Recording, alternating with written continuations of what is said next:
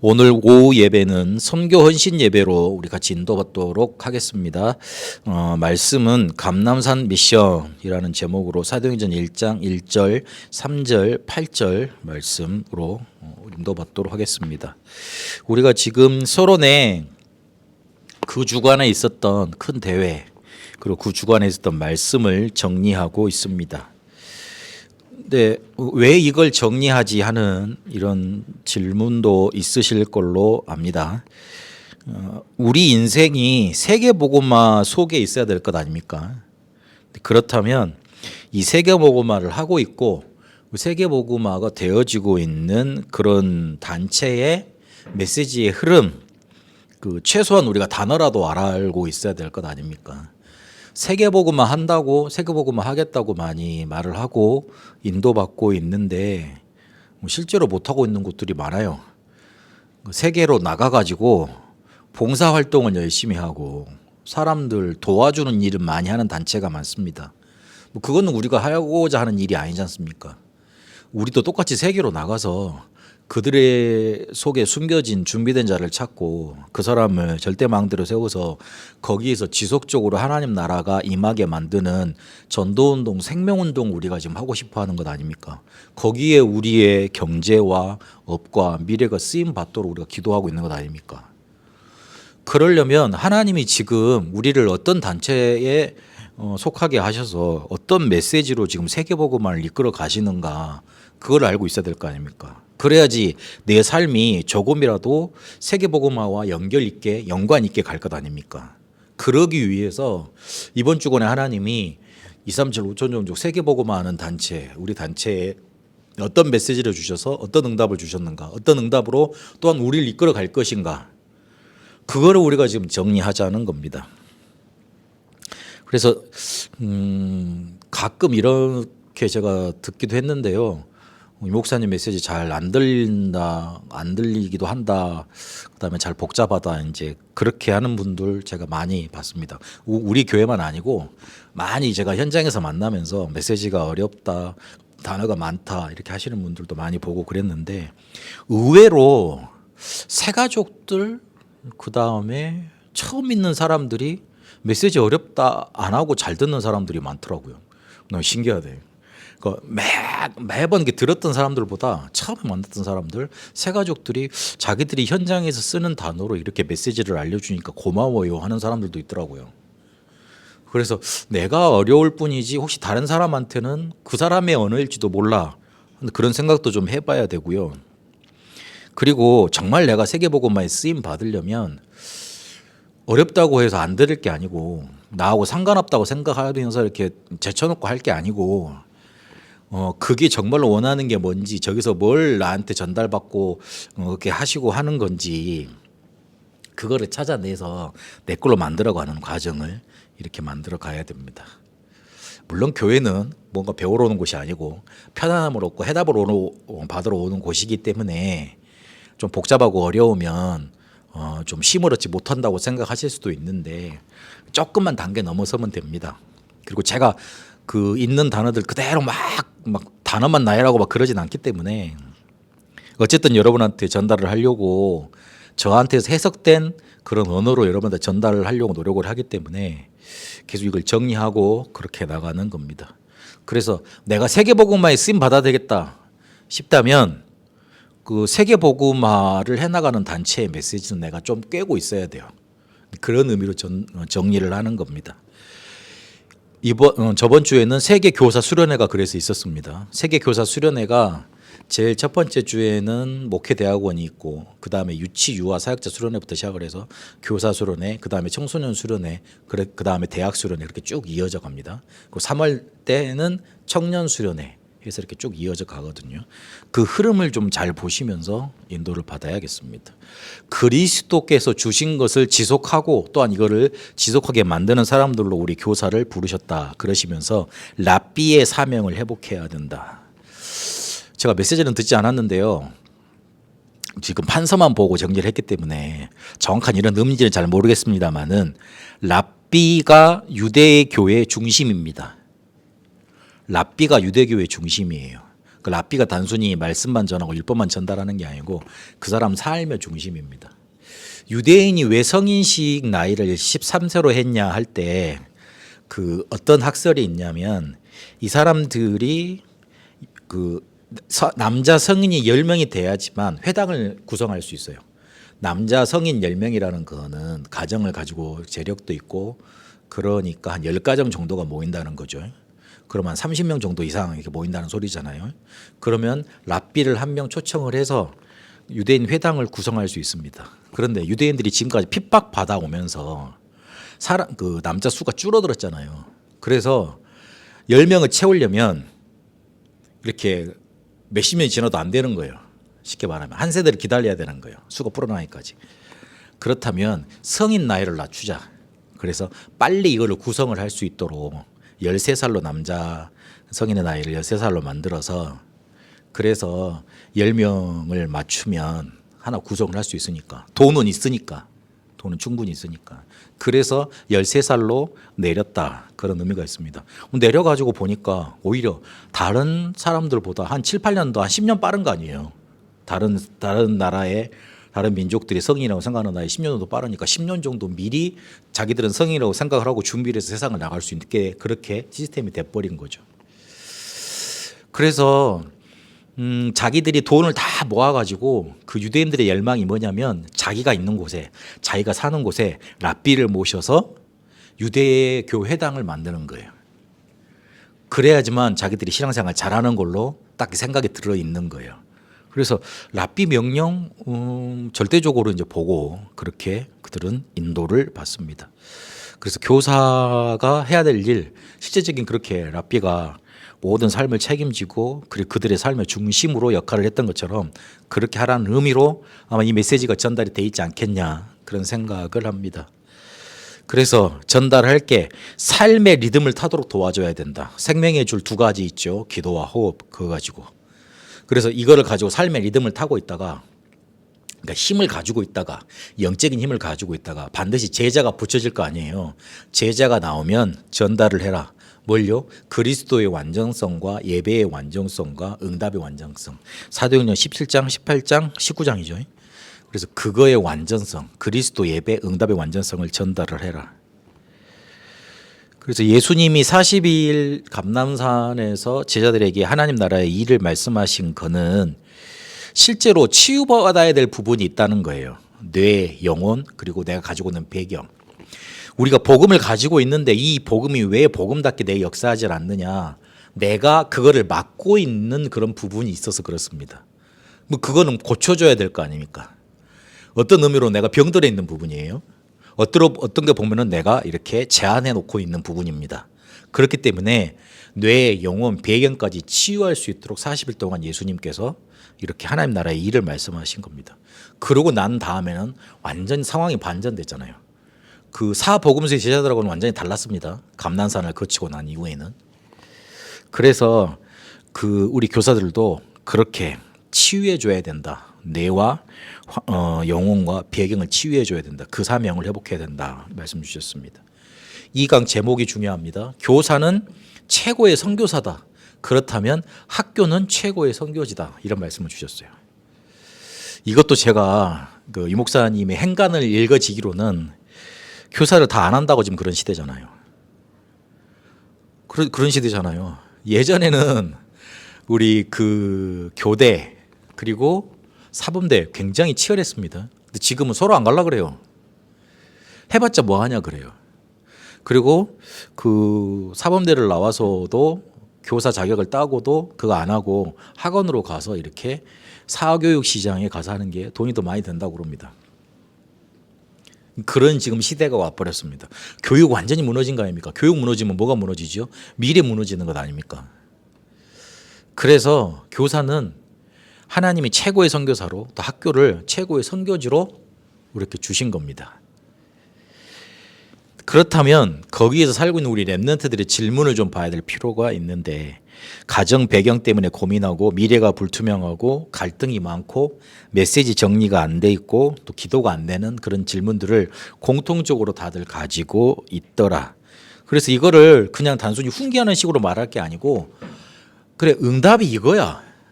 기도는 이렇게 하는 거야. 요거를 보여줄 수 있는 모델이 필요하다는 거죠. 그 모델로 인도를 받아라. 그러면서 교사의 작은 것은 학생들에게는, 렘넌트들에게는 영원히 간다. 그 말로 말씀을 마무리하셨어요. 그래서 조금만 과거가 해결될 수 있도록 상처를 치유해주고 오늘의 문제를 달란트로 연결을 해서 응답받도록 만들어주고 그리고 미래 교육, 삶을 조금만 준비할 수 있도록 삶 교육을 시켜줘라. 그렇게 말씀 마무리를 하셨습니다. 그리스도께서 주신 것을 지속할 수 있도록 교사가 그런 역할을 해줘야 된다. 랍비의 사명을 회복하고 학교는 최고의 선교지고 본인들은 최고의 선교사라는 걸 알고 인도를 받아라. 그렇게 말씀을 주셨습니다. 우리도 그렇게 해야 됩니다. 그리스도께서 주신 감람산 미션 그걸 붙잡고 인도를 받아야 됩니다. 우리가 가진 복음은 이 세상을 완전히 뒤집어 놓을 정도로 강력한 것이잖아요. 복음 들어간 이후로 로마의 제도가 완전히 변했습니다. 그리고 노예 제도가 깨졌지 않습니까?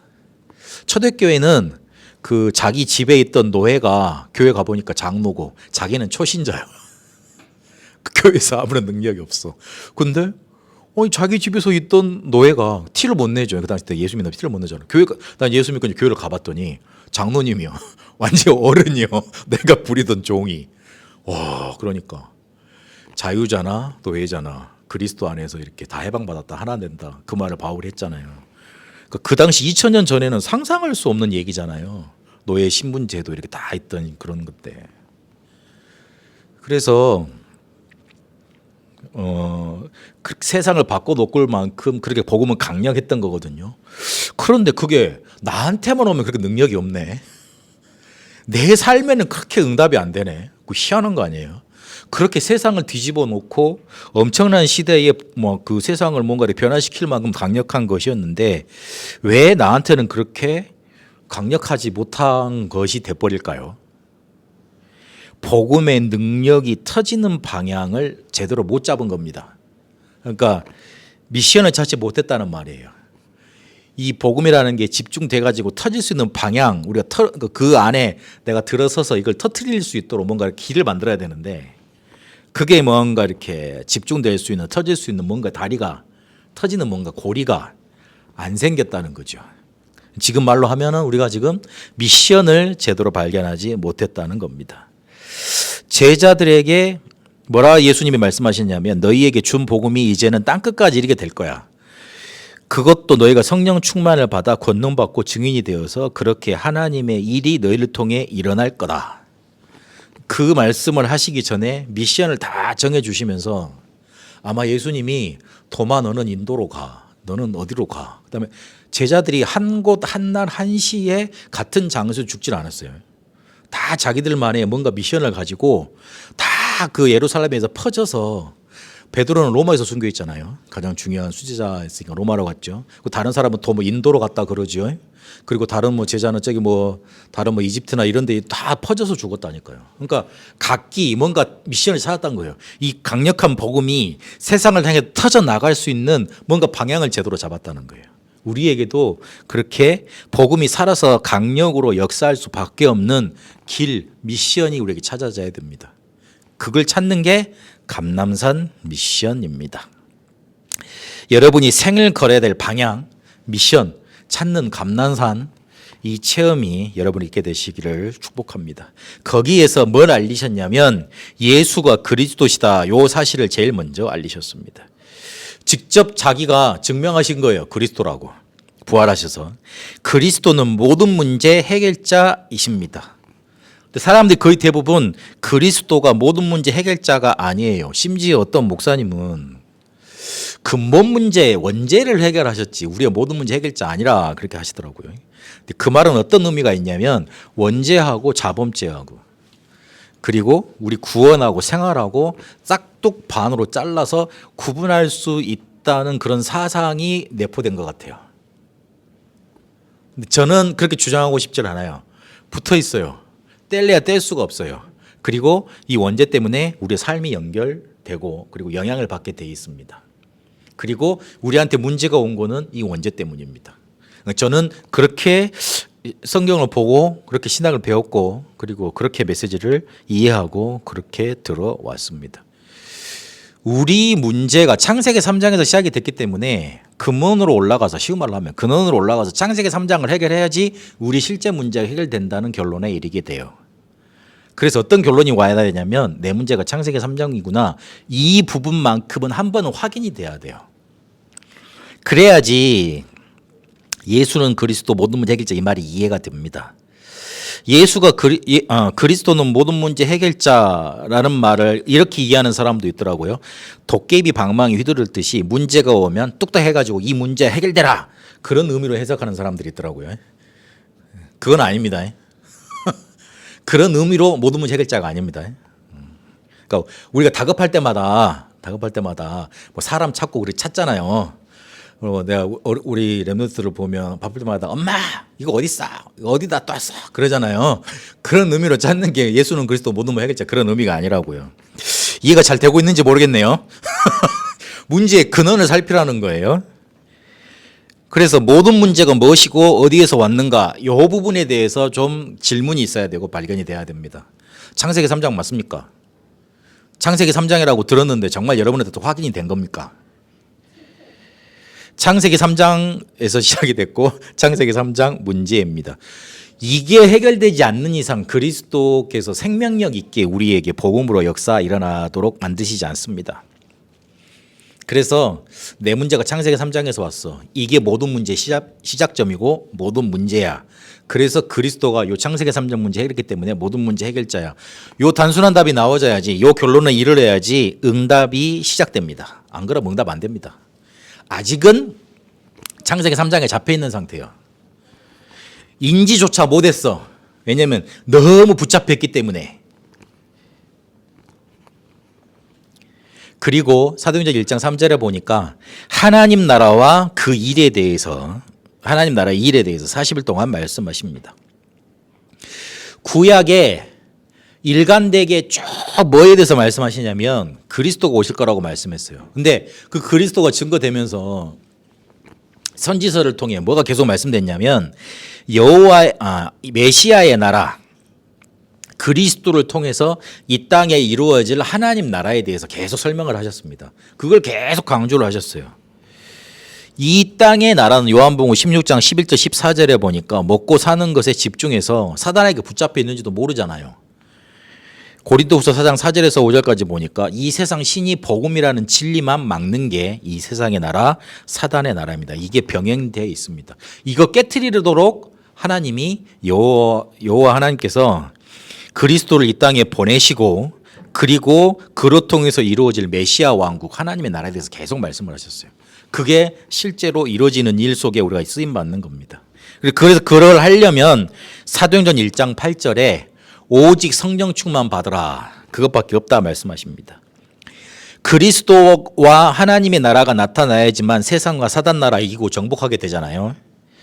그런데 이 그리스도가 하나님 나라가 나타나려면 오직 성령 충만 누리는 방법밖에는 없습니다.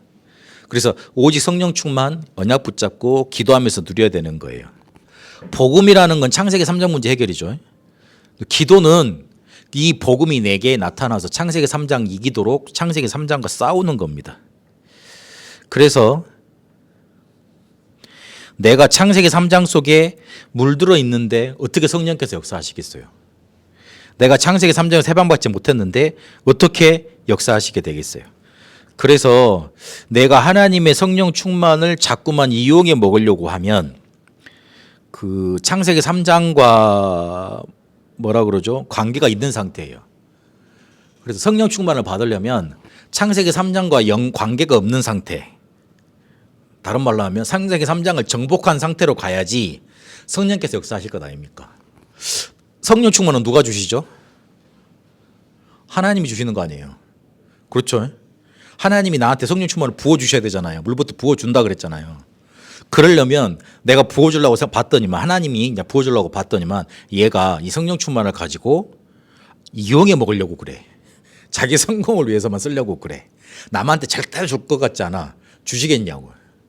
그러니까 내 상태가 창세기 3장을 정복하지 못한 상태인데 하나님이 어떻게 성령 충만을 주시겠어요?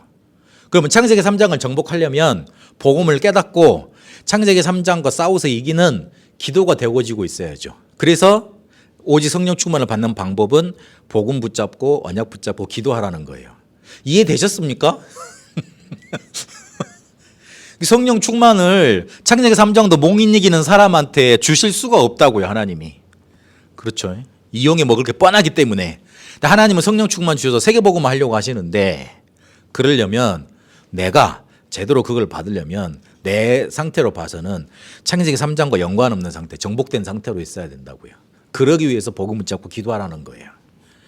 그래서 막 내가 성공하기 위해서 성령 충만 받아야 되니까 억지로 막 복음 붙잡고 기도해도 막 열심히 해야 된다. 그런 걸로 성령 충만을 이해하면 안 된다는 말이었습니다.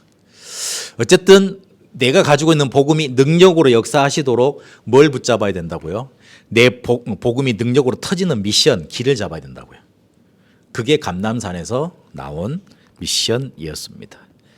우리는 응답받아서 우리의 목적지인 일억 영혼이 기다리고 있는 베트남 살리러 가야겠습니다. 우리가 하고자 하는 선교의 목적지는 베트남입니다. 일억 영혼이 기다리고 있습니다. 베트남을 제가 왔다 갔다 하면서 뭘 많이 느끼냐면 이 나라는 흑암 속에 갇혀 있는 나라가 맞구나 하는 그런 발견을 많이 하게 됩니다. 성장률이 8%가 넘어가요. 그리고 산업화도 빠르게 진행돼 가고 있습니다. 그래서 삼성이 나간다는 소리 듣고 그래도 별로 이렇게 두려워하지 않는 것 같더라고요. 폭스콘도 들어와 있고 막 이렇게 산업 발전하고 있으니까. 그런데 가보면 그에 비해서 영적인 문제나 육신적인 문제 많아지는 것 같아요. 어쩔 수 없는 구조일 겁니다. 소수한테 권력과 부가 집중될 거예요. 그거를 싫어하지만 그걸 잠재우려고 사람들한테 많이 나눠주기도 하겠지만 그렇게 될 수밖에 없을 겁니다. 그러니 다음 세대가 어떻게 됩니까? 희망이 없어져 가요. 제가 베트남 뉴스 나오면은 잠깐 많이 집중해서 듣는 경우가 많은데요. 몇 달 전인가 우리나라의 서울대 같은 대학을 졸업한 베트남의 청년 세대들이 취업을 안 한대. 자기가 계속 공부를 했는데 그 정도 돈 받을 바에야 그냥 먹고 놀겠다, 쉬겠다, 다음을 준비하겠다 하고 그냥 카페에서 노트북 갖다 놓고 그냥 쉰대요. 그런 세대들이 많아지고 있대요. 월세도 이렇게 외부의 영향인지 다른 영향인지 몰라도 자기들이 조금 이렇게 살고 싶은 그런 원룸이나 그런 거 있잖아요. 그런 거 살려고 하면 자기들 월급의 한 7, 80%를 투자를 해야 되는 거예요. 그러니까 먹고 살 것도 없죠. 미래 투자도 안 되죠. 그러니까 거기에서 오는 좌절감들, 그리고 자기는 공부 열심히 해서 좀 성공할 거라고 이제 열심히 공부를 했는데 그에 뭔가 이렇게 만족되지 못하는 그런 처우들, 현실들, 거기에 대해서 너무나 이렇게 자괴감이 드니까 그냥 놀고 있는 세대들이 많다, 그렇게 말을 하더라고요. 그리고 그 중동 문제 심합니다. 갈수록 많아지고 있어요. 20차 WRC 주제가가 나의 건 나의 현장이었어요. 제가 베트남을 처음 들어갔을 때 2017년도였거든요. 그때 WRC 때 이 주제가가 나오더라고요. 거기에서 후렴 부분에 어둠이 덮인 곳에 빛을 가지고 절망 가득한 곳에 소망 가지고 현실만 있는 곳에 미래 가지고 렘넌트요 그곳으로 가라. 요 가사가 있지 않습니까? 어둠이 덮여 있는데 어둠이 덮여 있으니까 절망이야. 이러니 뭐밖에 못 보냐면 현실밖에 안 보여요. 그런데 그게 흑암에 잡혀 있어요. 그래서 가사 나의 건 나의 현장 그 노래를 부를 때마다 저는 베트남 현장이 너무나 떠올라요. 그런 현장이 바로 우리가 지금 선교하고 있는 나라입니다. 그런데 신기한 게 한국과 억지로라도 연결시켜 놓고 있는 나라가 바로 베트남입니다. 관광도 많이 가지만요, 교류도 많고요, 투자도 많이 하고 있고, 많은 우리 한인들이 그 톱10 안에 들어갈 정도로, 교민들이 나가 있는 그런 나라 중에 톱10 안에 들어갈 정도로 많이 나가 있는 나라입니다. 그리고 실제로도 국제 결혼이 제일 많이 이루어지고 있는 나라가 베트남이 돼버렸습니다. 억지로라도 하나님이 연결시켜주고 있는 거예요. 왜 그렇겠어요? 한국이 성경적 전도 운동을 재현해내고 있는 나라잖아요. 그런데 흑암이 완전히 사로잡힌 저 나라, 누가 관심을 가집니까? 우리가 선교한다 그러면 저기 멀리 아프리카 가는 게 더 이렇게 모양새가 더 좋지 않습니까? 그리고 요즘 말로 하면 라오스나 미얀마 가는 게 더 빈국 가는데 더 이렇게 투자 대비 대해서 가성비가 좋거든요. 근데 베트남은 애매한 나라예요. 잘 사는 것 같지도 않고 못 사는 것 같지도 않고, 그리고 복음이 많이 들어간 것 같기도 하고 안 들어간 것 같기도 하고 애매한 나라라니까. 뭐 미국 여러분 노마라 그러니까 많은 사람들이 막 이렇게 투자를 하고, 일본은 가까우니까 또 많이 가잖아요. 그래서 어찌 보면 우리 안에서도 많이 소외되어 있는 나라, 그런 나라입니다. 그런데 하나님은 우리 다락방 교회만 보더라도, 제가 봐도 각 교회마다 베트남 사람들 없는 데가 없어요. 이번에 공주에도 제가 가서 성경학습 봤는데 주일 메시지가 베트남어로 번역된 종이가 페이퍼가 딱 있더라고요. 보니까 구역표에 베트남 사람이 구역에 편성이 돼서 예배를 드리고 있더라고요. 그러니까 시골에는 더 많고요. 그리고 우리 교회마다 연결 안 돼 있는 그런 곳이 없습니다. 그래서 우리가 먼저 뭘 준비해야 되느냐? 기도 운동을 준비해야 됩니다. 우리가 단순히 지금 대표 기도를 기도 파수꾼이라고 이름을 바꾸고, 그리고 렘넌트도 같이 포함을 시켜서 일주 동안 기도한 다음에 그 응답 가지고 기도하도록 인도받고 있습니다. 그리고 릴레이 기도도 하고 있고, 그리고 계속 밤 9시에 우리 베트남 복음화 기도 제목을 놓고 기도하고 있습니다. 이런 기도 운동을 계속 일으켜서 먼저 준비해야 됩니다. 그런 다음에 말씀 운동으로 인도받는 거예요. 그리고 베트남 전 지역에 이 전도망대 찾아내서 일으키는 그런 운동을 먼저 준비해야 됩니다. 왜 이렇게 해야 되는 게 맞냐면, 하나님이 준비하시는 자 7포인트, 남은 자, 순례자, 정복자, 그리고 파송된 자, 파수꾼, 정탐꾼, 깃발들 자가 반드시 예비되어 있습니다. 그렇기 때문에 그렇습니다. 그거는 예비되어 있기 때문에 하나님이 만나게 하셔야 돼요. 그러면 우리는 준비하고 인도받아 가면 되는 겁니다. 우리의 목적지는 하나님 우리에게 맡기신 나라 베트남입니다. 단순히 내가 베트남에 살고 왔으니까, 그리고 또 교회에서 이렇게 하니까만 생각하지 말고, 하나님이 정말 소중한 선교지를 우리에게 맡기신 겁니다. 우리가 이걸 할 수 있도록 응답받아야 되겠고, 이걸 할 수 있도록 우리의 기도를 모아야겠습니다. 한 주간 동안 감남산 미션, 내가 가지고 있는 복음이 능력으로 역사할 수밖에 없는, 터질 수밖에 없는 미션, 길 찾아내는 응답이 여러분이 있게 되시기를 축복합니다. 살아계신 하나님 감사합니다. 우리에게 감남산 미션을 허락하셨으니, 이 복음이, 우리에게 주신 이 복음이 능력으로 역사할 수밖에 없는 나의 미션 찾아내도록 이번 한 주간 축복하시고 인도하여 주옵소서. 특히 우리에게 맡기신 나라 베트남을 살릴 수 있도록 응답하시고 역사하옵소서.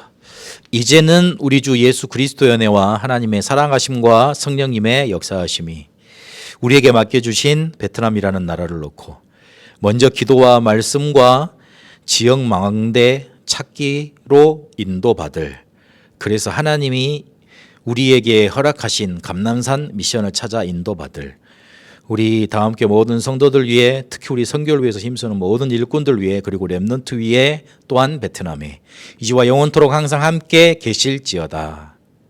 아멘.